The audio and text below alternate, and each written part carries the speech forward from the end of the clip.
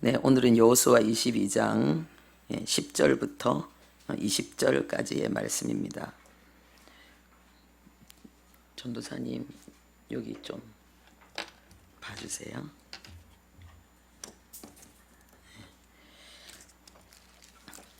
오늘은 뒤에서 성경 구절을 띄워주는 게 아니고 제가 여기서 사용하려고 합니다. 여호수아 22장 10절부터 20절까지 말씀 우리 함께 합독하겠습니다. 르우벤 자손과 갓 자손과 므낫세 반 지파가 가나안 땅 요단 언덕가에 이르자 거기서 요단가에 제단을 쌓았는데 보기에 큰 제단이었더라. 이스라엘 자손이 들은즉 이르기를 르우벤 자손과 갓 자손과 므낫세 반 지파가 가나안 땅의 맨 앞쪽 요단 언덕가 이스라엘 자손에게 속한 쪽에 제단을 쌓았다 하는지라.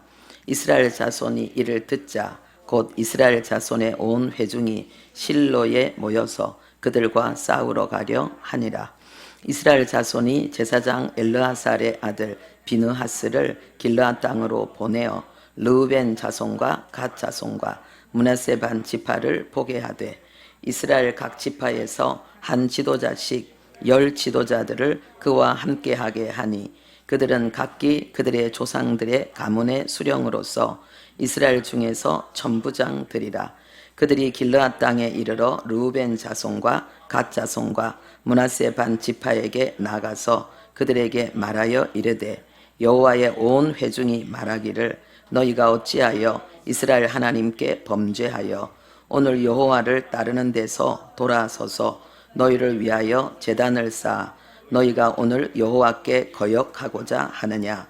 부올의 죄악으로 말미암아 여호와의 회중에 재앙이 내렸으나 오늘까지 우리가 그 죄에서 정결함을 받지 못하였거늘 그 죄악이 우리에게 부족하여서 오늘 너희가 돌이켜 여호와를 따르지 아니하려고 하느냐. 너희가 오늘 여호와를 배역하면 내일은 그가 이스라엘 온 회중에게 진노하시리라. 그런데 너희의 소유지가 만일 깨끗하지 아니하거든 여호와의 성막이 있는 여호와의 소유지로 건너와 우리 중에서 소유지를 나누어 가질 것이니라. 오직 우리 하나님 여호와의 제단 외에 다른 제단을 쌓음으로 여호와를 거역하지 말며 우리에게도 거역하지 말라. 세라의 아들 아간이 온전히 바친 물건에 대하여 범죄함으로 이스라엘 온 회중에 진노가 임하지 아니하였느냐. 그의 죄악으로 멸망한 자가 그 한 사람만이 아니었느니라 하니라. 아멘. 네, 오늘 말씀이 당당함과 겸손함입니다.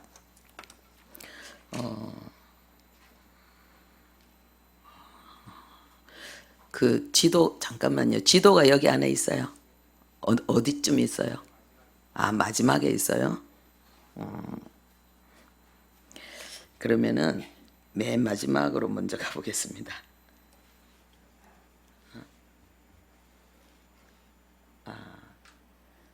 여러분, 예?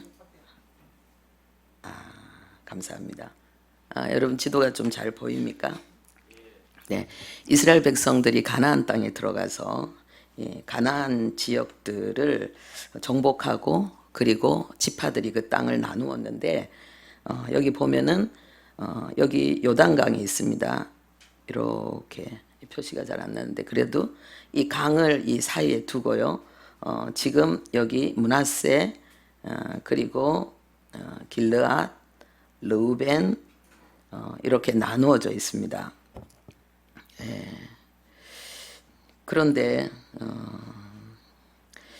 이 사람들이 요 강으로 인해서 나누어져 있기 때문에 지금처럼 뭐 다리가 많이 놓여져 있거나 그리고 그 뭐 배로 뭐 쉽게 금방 다닐 수 있는 그런 상황이 아니었기 때문에 요 요단강 건너에 있는 사람들이 마음이 좀 불편함이 생겨서 그래서 오늘 이 본문의 내용 우리가 읽은 내용에 이 갈등이 시작된 것입니다. 다시 앞쪽으로 넘어가 보면요.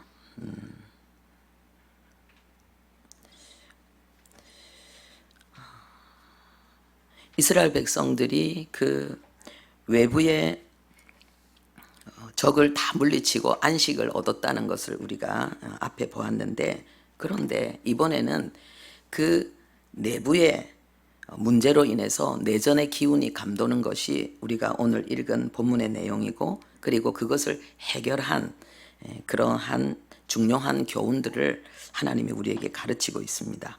그것을 당당함과 겸손함으로 정리한 것이 오늘 설교 내용입니다. 하나님께서 그리스도인들의 이 모임을 교회라고 하셨습니다. 그리고 하나님의 집이라고 하셨습니다. 여러분, 우리가 보면은 좀 도적이 그 집을 뚫고 들어오기도 하는데, 하나님의 집에 몰래 들어와서 하나님의 집에 소중한 것을 빼앗아가고 훔쳐가고 하나님의 백성들을 해할 존재가 있을까요? 없습니다. 얼마 전에 그 신문에 어떤 강도가 집에 침입을 했는데 할머니 혼자 계셨습니다.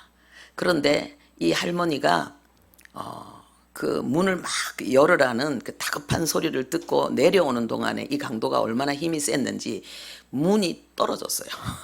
문을 깨부수고 안으로 들어왔어요.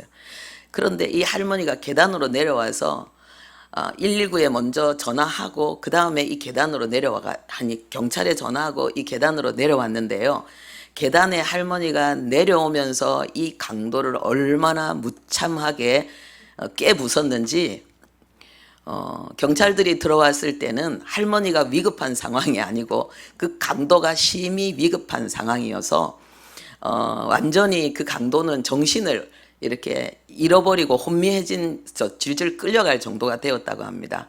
그래서 그 제목이 집을 잘 못 골랐다라는 제목으로 신문에 났다는데, 하나님의 집인 교회를, 하나님의 나라인 하나님의 백성들을 그 누구도 사단도 건드릴 수 없습니다.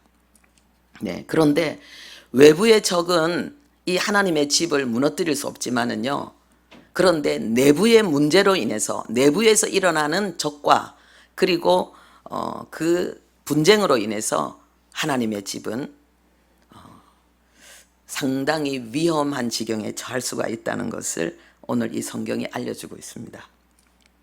갈등이 어떻게 시작되었는가? 그 외적인 이유는 아까 여러분들이 그림에 보았듯이 요단 동쪽에 있는 그 세 지파가 큰 제단을 세웠기 때문에 이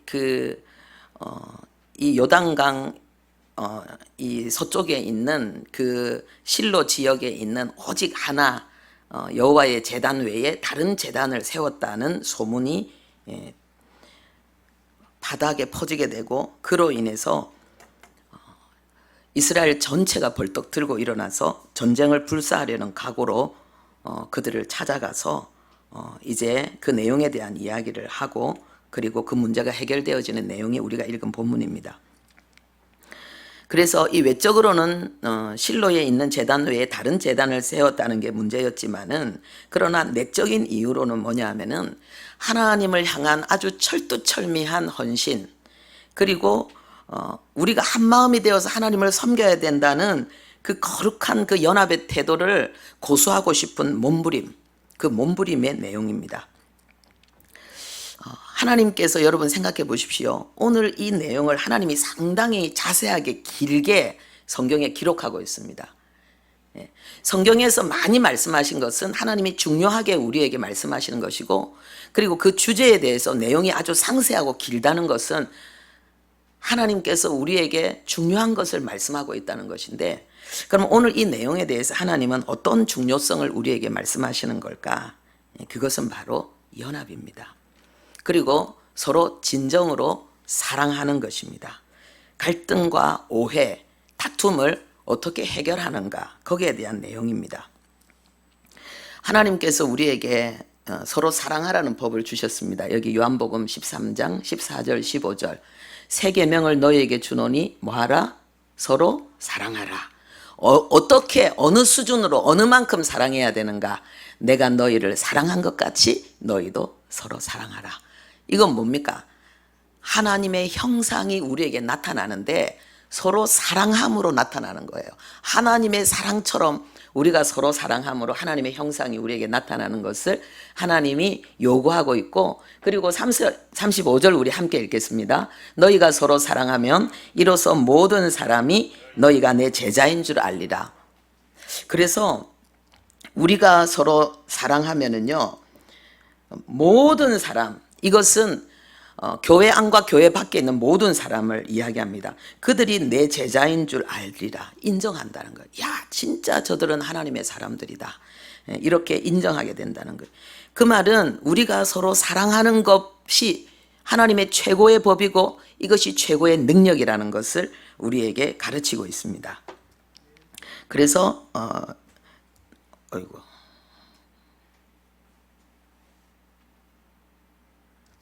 레위기 26장 3절에 보면은 너희가 내 규례를 그리고 내 계명을 준행하면은 5이 100을 쫓고 100이 만을 쫓으리니.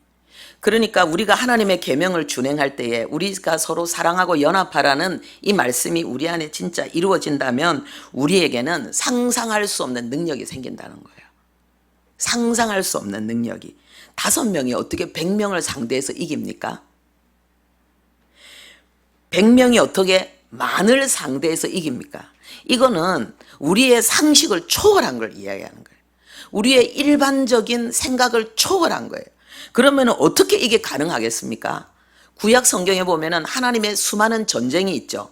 그때 하나님이 이들이 싸울 때에 하나님은 가만 계시고 하나님은 싸우는 자들에게만 힘을 더하신 것이 아니라 하나님이 친히 우레를, 하나님이 우박을, 그리고 하나님이 서로 분별력을 잃고 적들끼리 서로 찔러 죽이면서 이렇게 하나님께서 이스라엘 백성들에게 승리를 주셨거든요. 그러니까 우리의 삶 속에 하나님이 직접 행하시는 놀라운 역사가 나타남으로 말미암아서 우리의 삶의 모든 영역 속에 주님의 제자들에게 주님이 함께 하신 놀라운 초자연적인 표적과 기적과 형통의 역사가 나타난다는 거예요. 무엇을 통해서? 사랑을 통해서. 하나님이 우리를 사랑하신 것처럼 우리가 서로 사랑하는 그 사랑을 통해서 그 일이 일어난다는 거죠. 그래서 우리는요, 사실은 우리는 인생을 성공적으로 살고 싶어서 우리는 많은 스펙을 쌓고 실력을 기르고 그리고 사람을 감동시키려고 애를 쓰지만은 그 모든 것도 중요하지만 그것을 훨씬 더 뛰어넘고 비교할 수 없는 인생 성공의 비결은 하나님을 감동시키는 거예요. 그리고 하나님을 감동시키는 것은 사랑이에요. 사랑하라는 이 최고의 이 법을 우리가 지키는 것입니다. 이 중요한 갈등, 이들이 전쟁을 불사할 정도로 벌떡 일어나서 그 요단강 동편에 있는 그 자들을 향해서 나간 이 심각한 이 갈등이 너무나도 멋지게 해결되어졌습니다. 그 해결의 과정을 아주 당당함과 겸손함으로 하나님 우리에게 가르치고 있는데, 그들이 당당하게 한 일이 첫 번째 무엇인가? 이 소식을 듣자마자 그들은 달려갔다는 거예요. 즉시 달려갔습니다. 머뭇거리지 않고 고민하지 않고 그들은 즉시 달려갔습니다. 달려가서 그들이 왜 우리가 달려왔는지, 왜 우리가 너희들이 우리 말을 듣지 않으면은 전쟁하겠다. 이 말은 뭐냐 하면은 너희들의 생명도 해할 수가 있다. 이런 그런 내용으로 이야기를 하는데, 그 대표가 누구였느냐? 비느하스였습니다. 우리 비느하스 잘 알죠? 예. 이 비느하스가 가서 무엇을 이야기하느냐? 이 첫 번째는 이 부월 사건을 이야기합니다. 예, 부월 사건은 그 모압 여인들이 음란한 그 제사 행위에 이스라엘 백성들을 초대해가지고 하나님 앞에 아주 심각한 죄를 범하게 했거든요. 그 일로 말미암아서 2만 4천 명이 죽임을 당했습니다. 그리고 두 번째는 아간의 범죄로 말미암아서 36명이 죽은 그 사건을 이야기하면서 이것은 곧 무엇을 이야기하는가?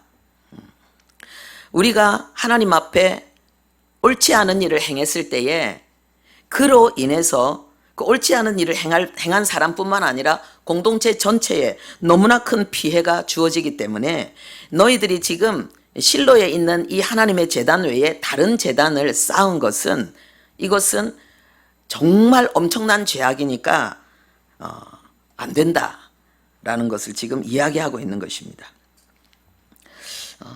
오늘 우리가 읽은 이 본문의 내용에 보면은요, 18절에 너희들이 만약에 하나님을 대적하는 이 악한 일을 멈추지 않는다면은, 이것을 포기하지 않는다면은 내일은 오늘 너희들이 하나님 앞에 이 반역함으로 말미암아 내일 이스라엘 전체에게 하나님의 진노가 있을 것이다. 이렇게 이야기합니다. 이 내용을 보고 저는 정말 감동했는데요. 지금 이들은 하나님, 우리의 삶의 행동이 하나님과 직접 연관되어져 있다는 것을 철두철미하게 인식하고 있는 사람들이에요. 그래서 우리가 하나님 앞에 그릇 행할 때에 오늘 내가 그릇 행한 것이 내일 심각한 하나님의 진노와 채찍으로 우리에게 주어질 거라는 것을 철두철미하게 알고 있는 자들입니다. 그래서 그 공동체 전체 백성들이 그 누구도 하나님 앞에 이 어리석은 일을 하지 않기를 간절히 지금 호소하고 있는 것입니다. 그러면서 이들은 뭐라고 말하느냐? 너희들이 지금 요단강 건너 이 땅에서 지내는 것이, 이 강을 건너와서 하나님 앞에 제사하는 것이 너무 불편하다고 생각하면 우리 땅 내줄게. 우리가 지금 차지한 이 땅을 우리가 줄여서라도, 우리가 희생하고 불편을 감수해서라도 우리가 같이 하나님 앞에 함께 예배하고 함께 제사하는 그런 거룩함으로 범죄하지 말자. 이렇게 호소하고 있는 것입니다. 이 굉장한 거죠. 네, 참 우리가 내가 기꺼이 희생하겠다는 그러한 각오로 우리가 상대방에게 어떤 것들을 호소한다면 훨씬 더 그 마음을 잘 움직일 수 있지 않겠습니까? 이들이 이렇게까지 하는 이유는 뭐냐? 내 재산의 반을 떼어줄지라도 이 재단을, 두 개의 재단이 우리에게 있어서는 안 된다. 이렇게 말하는 것은 뭐겠습니까? 우리가 철저히 하나님 앞에서 한 재단에서 우리가 한 마음이 되어서 하나님을 함께 섬겨야 된다는 거, 이거를 지금 말하고 있는 것입니다. 그랬는데 이것을 통해서 하나님께서 우리에게 그 주시는 중요한 교훈이 있습니다. 그것은 뭐냐 하면은, 우리는 우리의 삶에 있어서 내 개인이나 그리고 내 가족이나 그리고 우리 교회 공동체나 이 사회를 바라볼 때에 우리의 마음속에 하나님의 말씀이 시퍼렇게 선명하게 살아서 움직이는 그러한 말씀의 눈으로 보는가? 아니면 하나님의 말씀이 내 안에서 위축되어지고 하나님의 말씀이 내 안에 감추어져서 그냥 내 인간적인 생각으로 나는 나와 우리 가족과 우리 교회 공동체나 이 사회를 바라보는가? 우리 이걸 점검해 봐야 됩니다. 오늘 이 성경에 기록한 거, 아주 자세히 기록한 이 내용은 뭐냐? 하나님의 말씀이 그들의 가슴 속에 시퍼렇게 살아있고, 그리고 그들은 하나님의 말씀의 눈으로, 말씀의 검으로 그들은 서로를 대하고 있다는 것입니다. 우리 안에도 이 축복이 있기를 바랍니다.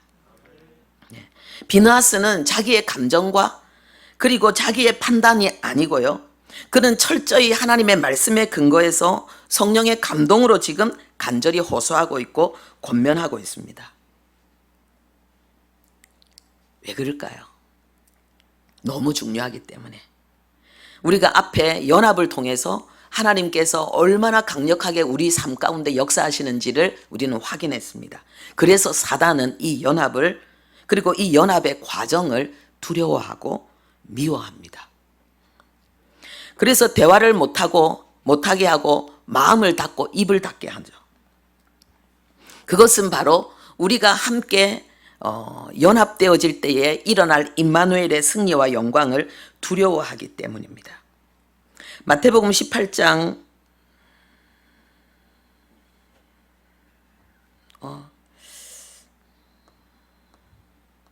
여기에 안 들어있네요. 마태복음 18장 19절에는 두 사람이 땅에서 합심하여서 무엇이든지 구하면 하늘에 계신 내 아버지께서 그들을 위하여 이루시리라. 당연히 하나님의 뜻 가운데 마음을 합심한 거죠. 한 사람이 아니라 두 사람이 될 때에 하나님께서 그 두 사람, 합심한 그 두 사람을 위해서 이루시리라 그랬고, 두세 사람이 내 이름으로 모인 곳에는 나도 그들 중에 있느니라, 이렇게 말씀하고 있습니다.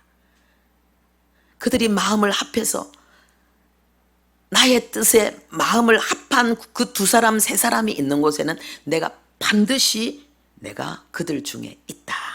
이거는 단순히 있다는 얘기가 아닙니다. 왜냐하면 모든 그리스도인이 있는 곳에는 하나님이 계시기 때문에. 그런데 하나님이 특별히 있다고 말씀하실 때는 하나님이 그곳에서 역사하신다는 것을 포함하고 있는 것입니다.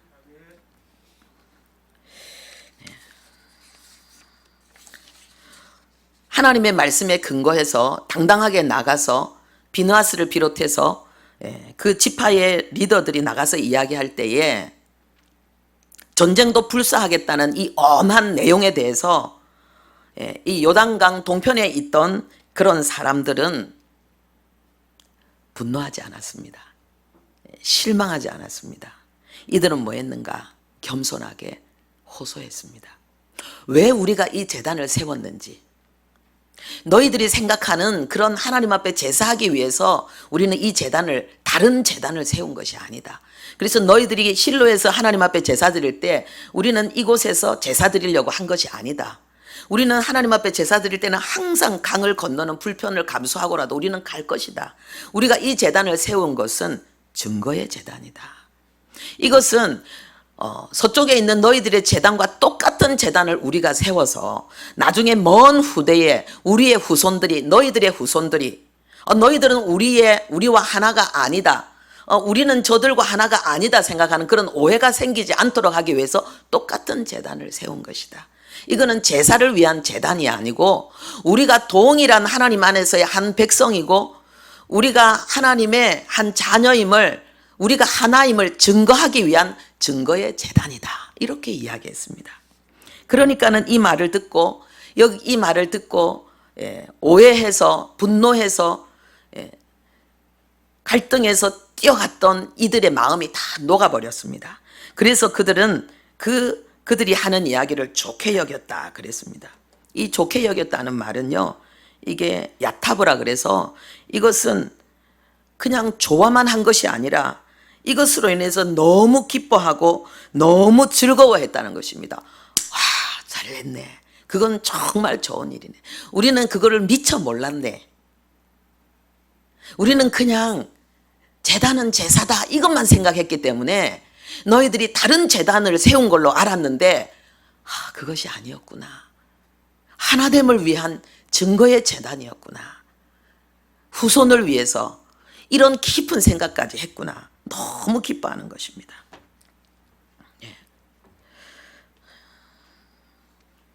우리가 지금 이런 문제가 생긴 이유는 요단강이라는 그들을 지리적으로 갈라놓는 이 환경 때문이었습니다.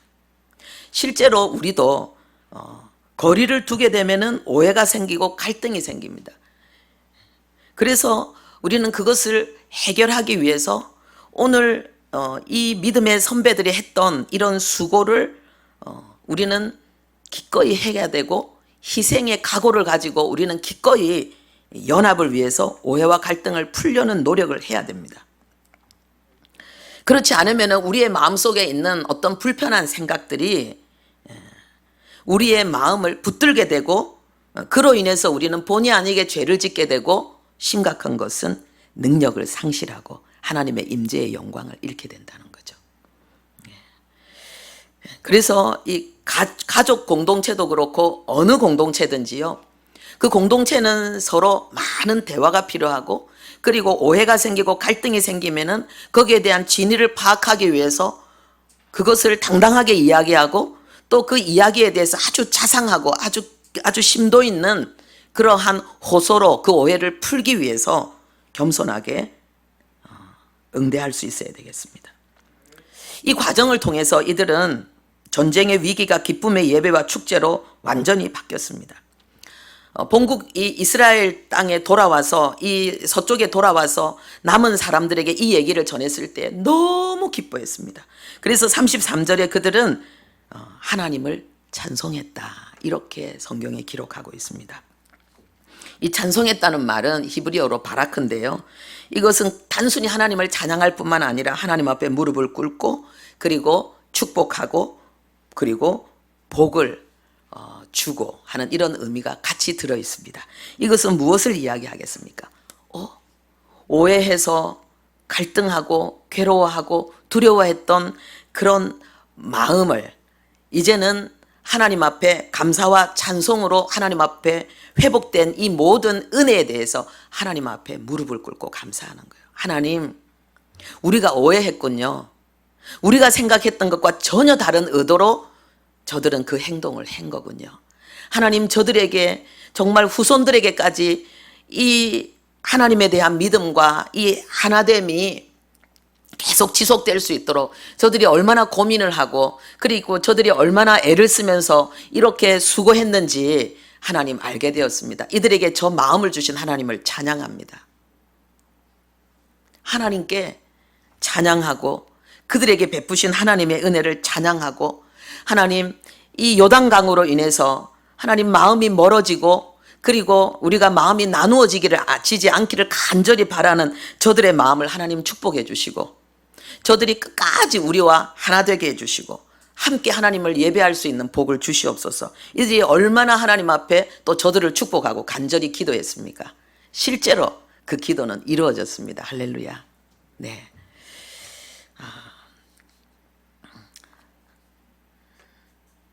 예수님이 우리에게 정말 원하시는, 예수님이 진짜 주인 된 삶은 어떤 걸까요? 여러분, 예수님이 나의 주인이 될 때 나에게는 어떤 일이 일어날까요? 예수님이 우리의 삶의 주인이 되면은 우리에게는 하나님이 우리에게 창조하실 때 본래 하나님이 계획하셨던 하나님의 그 의도를 알게 되고 그 뜻을, 그 의도를 이루기 위한 열정이 우리에게 불타오르게 됩니다. 그것은 뭡니까? 사랑이고 희생이고 연합입니다. 그리고 그 속에는 철저한 하나님의 선함과 그리고 철저한 도덕이 그 안에, 그 도덕성이 그 안에 진하게 자리 잡게 됩니다. 이 세상에는 많은 종교가 있고 그리고 사람들이 생각하는 많은 신이 있습니다. 근데 기독교의 특성은요, 성결이고 그리고 아주 높은 도덕성입니다.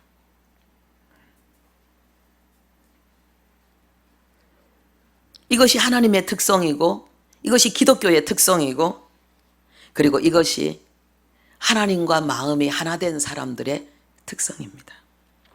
고린도후서 5장 21절에 우리 함께 읽겠습니다. 하나님이 죄를 알지도 못하신 이를 우리를 대신하여 죄로 삼으신 것은 우리로 하여금 그 안에서 하나님의 의가 되게 하려 하심이라. 아멘. 하나님은 어느 정도로 하나님은 거룩하신 분인가? 하나님은 죄를 알지 못하는 분. 이것은 경험적으로 하나님이 죄를 알지 못한다는 걸 이야기하고 있습니다. 죄를 지은 적이 없다는 것입니다. 그런데 이 하나님의 이 또 선하심이 어느 정도냐? 하나님은 죄를 지은 적이 없고 하나님은 죄에서 완전히 구별된 분이지만은 하나님이 사랑하는 자가 죄의 종되고 죄로 인해서 신음하고 무너지는 그 문제를 해결하기 위해서 하나님이 스스로 죄가 되기로 결정하고 그 수치와 고통의 쓴 잔을 마시는 분이 하나님이십니다. 이게 뭡니까? 이게 하나님의 의고 그 의 안에서 우리도 하나님의 의가 되는 것입니다. 우리 수요일 날 말씀을 드렸죠. 의에는 두 종류가 있습니다. 두 종류. 그것은 완전히 죄 없는 상태로 우리를 하나님께서 새로운 존재로 만들어 주시는, 이걸 우리는 칭이라고 하는 거죠. 죄인인데 하나님은 예수 그리스도의 의의 옷을 입고 우리를 의인으로 하나님 앞에 서게 하시고 하나님의 자녀로 의인으로 축복을 받게 하시는 것, 이것이 하나님께서 우리에게 주신 첫 번째 의입니다. 그런데 두 번째 의는 뭐냐? 하나님께서 우리에게 이제 하나님의 자녀의 삶을 살 수 있도록 하나님은 의만 주신 것이 아니라 하나님의 생명, 하나님의 DNA를 주셨어요. 그렇죠?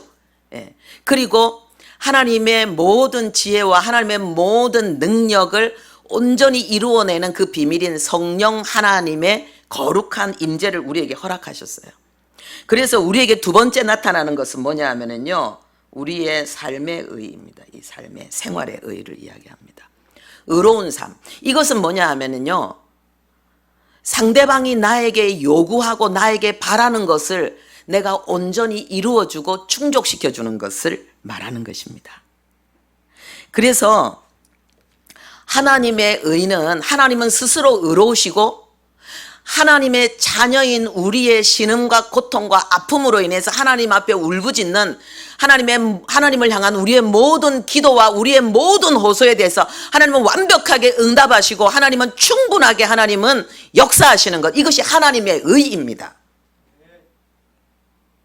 하나님은 스스로 나는 죄 안 짓는다는 그 의로만 하나님은 우리 앞에 서서 너희들도 나처럼 의로워야 된다라고 말씀하시는 것이 아니라, 우리가 하나님의 자녀잖아요. 하나님은 우리의 아버지잖아요. 오늘 우리 여러분 주보에도 보면 아버지의 역할이 나와 있습니다. 아버지는 자녀를 보호해야 되고, 아버지는 그 자녀의 부족을 채워줘야 되고, 그 자녀를 잘 가르쳐야 되고, 그리고 아버지는 그 가정의 가장으로서 그 가족 공동체를 보호해야 됩니다. 그것을 온전히 행하면은 그것이 의로운 아버지고 의로운 지도자입니다. 우리 하나님이 그렇게 의로운 분이라는 것입니다. 할렐루야. 네. 그래서 하나님의 그 절대의는, 하나님은 절대로 불의하지 않는 하나님의 거룩한 도덕성으로 우리 앞에 제시되어져 있고, 그리고 하나님의 자녀인 우리, 하나님의 형상인 우리의 삶에 하나님이 요구하시는 것은 세상적인 도덕의 기준 그 이상의 하나님의 절대성과 절대 도덕을 우리가 함께 배워나가고 닮아나가는 것입니다. 믿지 않는 사람 중에도 간혹 도덕적인 사람이 있습니다. 양심적인 사람이 있습니다. 성경도 모든 인간에게 그 마음에 하나님이 주신 도덕과 양심의 기능이 있다는 것을 우리에게 알려주고 있습니다. 그것은 로마서 2장 14절에서 15절인데 우리 함께 읽겠습니다. 율법 없는 이방인이 본성으로 율법의 일을 행할 때에는 이 사람은 율법이 없어도 자기가 자기에게 율법이 되나니, 이런 이들은 그 양심이 증거가 되어 그 생각들이 서로 혹은 고발하며 혹은 변명하며 그 마음에 새긴 율법의 행위를 나타내느니라. 율법이 없는 이방인이라 그랬습니다. 그 이방인은 본성으로 뭡니까? 그 양심으로 자기가 한 행동에 대해서 고발하거나 변명해서, 그들은 하나님을 모르지만은, 하나님의 기록된 법을 모르지만은 자기 나름대로 도덕적인 삶을 살 수 있도록 하나님이 그렇게 하셨다는 것입니다. 그런데 이런 사람들에게는 이 도덕에 대한 절대적인 기준이 자기 내부에 있습니다. 그러니까 내 판단과 내 생각과 내 기준에 따라서 나는 지금 도덕적으로 잘 살고 있어라고 생각합니다. 그리고 그 내면에 그가 가지고 있는 그 도덕적인 기준은 사회의 유행과 그리고 사회의 풍습과 그런 제도로 인해서 형성되어지고 영향을 받습니다. 그러니까는 다 다르다는 거예요. 그리고 이 도덕에 대한 개인적인 느낌과 판단이, 그 기준이 불확실하고 여기에는 한계가 있습니다. 그렇기 때문에 그들은 사회적인 유행이라든지 현상에 따라서 도덕의 기준이, 그 양심에 대한 그러한 판단들이 달라질 수 있습니다. 그리고 그들에게는 그리스도인과 같은 도덕적인 의무가 없습니다. 그렇기 때문에 남에게 들키지 않으면은 자기 속에 어떤 그런 악에 대한 충동이 일어날 때에 훨씬 더 그것을 향해 더 강력하게 나갈 수 있습니다. 그런데 그리스도인들은 도덕에 대한 판단 기준이 내 마음의 내부가 아니고, 내부에 있는 것이 아니고 외부에 있습니다. 그것은 하나님의 법입니다. 하나님의 법이고 하나님의 뜻입니다. 로마서 9장 1절에도 보면은요, 내 양심이 성령 안에서 증거한다라고 바울이 이야기했거든요. 그러니까는 똑같은 양심으로 우리 인간은 살아가지만 그리스도인은 그 양심이 하나님의 법, 하나님의 성령의 인도와 역사하심 가운데서 발휘되어지니까 다르다는 거예요. 그래서 우리 속에 어떤 그 불편함과 그리고 우리 속에 어떤 어려움이 있어도 그것을 하나님의 말씀, 하나님의 법 안에서 해결하고자 하는 그러한 몸부림, 그러한 수고, 희생을 하나님의 사람은 기꺼이 한다는 것입니다. 오늘 본문의 내용처럼.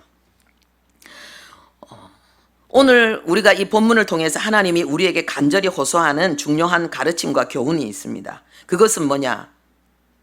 우리가 하나님을 향한 간절한 우리의 경건과 우리의 그러한 수고가 다른 하나님의 사람들에게 오해와 갈등을, 다툼을 일으킬 수 있다는 것입니다. 왜요? 표현 방법이 서로 다르기 때문에.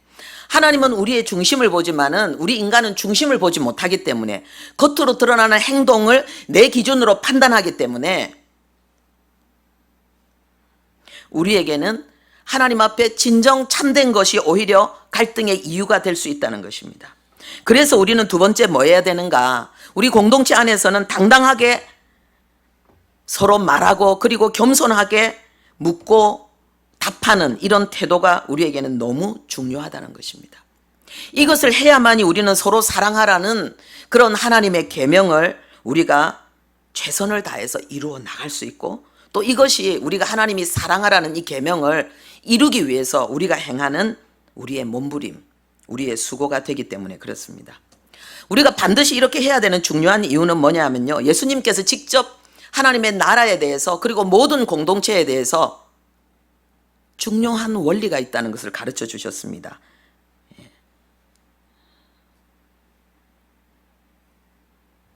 그것은 바로 스스로 분쟁하는 나라마다 황폐해질 것이고 분쟁하는 동네다 집마다 서지 못할 것이라는 이 내용입니다. 우리가 정말 행복한 가정을 이루기를 원하고 훌륭한 하나님의 나라를 세우기를 원하고 우리 교회가 하나님의 축복 속에 크게 부흥하기를 원하고 많은 영혼들을 품을 수 있기를 원한다면 우리는 뭐 해야 되느냐? 분쟁을 안 해야 되는 거예요. 분쟁하면은 반드시 황폐케 되고 서지 못할 것이다. 하나님 이렇게 말씀하셨기 때문입니다. 그래서 우리가 좋은 공동체, 가정 공동체, 그리고 하나님이 나에게 주어진 어떤 공동체를 이루기를 원한다면 우리는 분쟁을 잘 해결하는 데 능숙한 자가 되어야 되고, 이걸 위해서 우리는 많이 공부하고 그리고 많이 노력해야 되는 것입니다. 그럴 때에 하나님께서 주시는 축복이 가득한 그런 공동체를 우리가 이루게 되어지는 거죠. 이런 사람은 어디를 가도 그 공동체를 일으키는, 세우는 그런 축복의 통로가 될 것입니다. 예수님이 하나님의 교회를 세우는 것을 말씀하셨습니다. 마태복음 16장 18절에 주님이 교회를 세운다 그랬습니다. 그런데 하나님이 이 반석 위에 교회를 세운다 그러셨습니다. 그러면 이 반석이 전제되어져서 주님이 교회를 세운다는 거죠. 음부의 권세는 주님이 교회를 세울 때 음부의 권세는 꼼짝도 못할 거라고 했습니다. 그러면 이 반석은 뭡니까? 믿음입니다. 예수가 그리스도라는 거, 그분이 하나님이라는 거, 그분은 전능하시라는 거. 여러분, 우리가 정말 예수가 그리스도라는 사실, 예수님은 하나님이라는 사실, 그분은 하나님의 아들이라고, 우리 인생의 모든 문제를 해결하기 위해서 이 땅에 오신 메시아라는 이 사실을 우리가 놓치지 않는다면 하나님의 능력은 우리 안에서 제한되지 않을 것입니다. 그리고 우리 안에 하나님의 나라가 서고 우리에게 주어진 가정 공동체 안에, 교회 공동체 안에 하나님의 나라는 겉들이 서게 될 것입니다.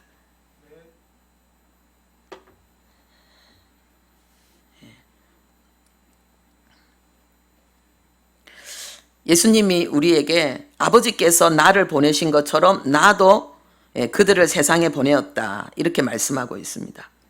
그리고 하나님께서 우리에게 하나님의 자녀로서 하나님의 영광을 우리가 함께 가지게 하셨는데, 자, 그것은 뭡니까? 우리 함께 읽겠습니다. 시작. 내가 그들에게 주었사오니 이는 우리가 하나 된 것 같이 그들도 하나가 되게 하려 함이니이다. 하나님이 우리에게 주신 영광은 우리가 하나 되게 하기 위해서라는 거예요. 다른 말로 하면 하나님의 영광이 없다면 우리는 하나 될 수 없다는 거예요. 진정한 사랑과 연합의 역사가 이루어질 수 없다는 거예요. 23절이 또 중요합니다. 우리 함께 읽겠습니다. 내가 그들 안에 있고 아버지께서 내 안에 계시어 그들로 온전함을 이루어 하나가 되게 하려 함은 아버지께서 나를 보내신 것과 또 나를 사랑하신 같이 그들도 사랑하신 것을 세상으로 알게 하려 함이라. 우리가 하나 된다는 것은 우리의 온전함을 증명하는 것입니다. 우리의 온전함이 하나됨으로 증명할 때에 세상은 우리를 하나님의 사람으로 인정하게 된다는 것을 말하고 있는 것입니다. 여러분, 우리가 좀 많은 면에 부족한 점이 있다 할지라도, 우리가 부모로부터 물려받은 재산이 없고 내가 인생을 성공적으로 살아낼 만한 특출한 능력이 없다 할지라도, 우리가 하나님의 말씀에 철두철미한 자로 우리가 가까이 날마다 나간다면은 성경이 우리에게 약속하신 이 복이 임할 것입니다. 하나님은 자신이 말씀하신 것을 죽음의 쓴 잔을 마시면서까지 철저히 이루어내시는 하나님이니까요.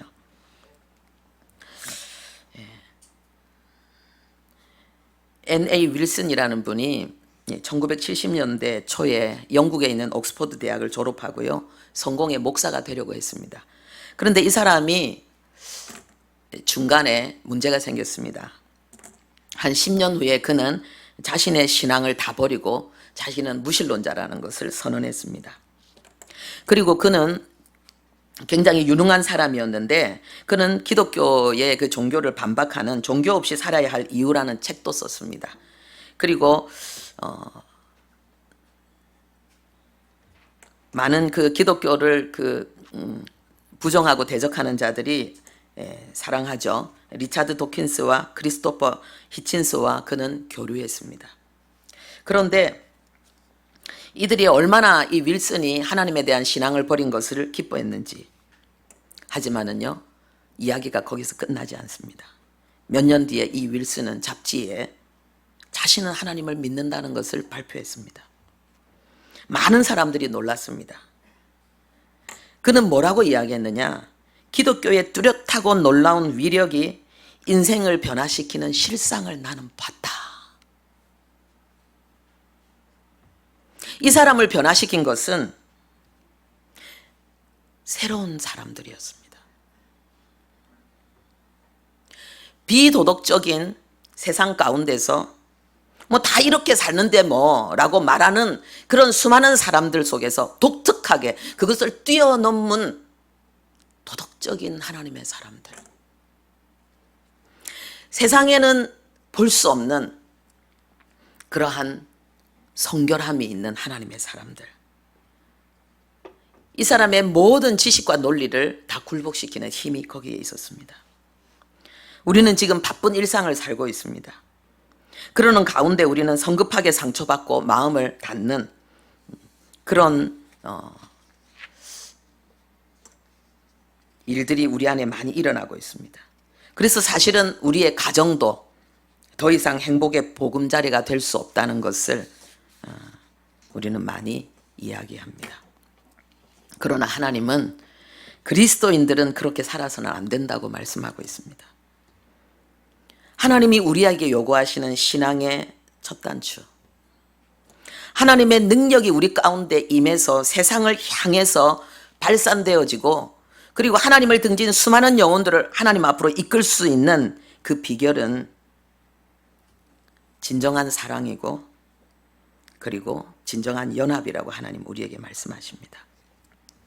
그래서 우리는 우리의 마음 가운데 있는 이 연합을 방해하는 그러한 내용들을 가지고 우리는 싸워야 됩니다. 당당하게 말해야 되고 겸손하게 말해야 되고 그리고 들어야 되고.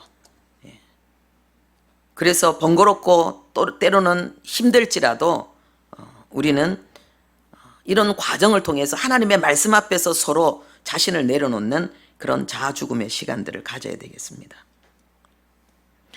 예수님의 십자가는 하나님과 우리의 다툼, 원수된 우리를 화해시키고 연합시키기 위해서 세워진 하나님의 놀라운 희생과 수고의 쓴잔입니다. 주님은 십자가에서 당당하게 말씀하셨습니다. 하나님은 오늘 우리에게 말씀하십니다. 내가 너희들을 사랑한 것 같이 너희들도 서로 사랑해라. 오늘 이 말씀을 듣고 여러분들, 지금 내가 마음으로 하나 되지 못한 사람이 누군가 생각할 수 있기를 바랍니다. 그것을 해결하기 위해서 여러분들이 강을 건너가시기를 바랍니다. 그리고 때로는 어떤 희생을 감수하고서라도 우리가 하나 되자라고 요청할 수 있기를 바랍니다. 기도하겠습니다. 하나님 아버지, 우리에게는 엄청난 능력이 있습니다. 하나님이 요구하시는 하나님 엄청난 진실과 그리고 아버지여 고결한 삶이 있습니다.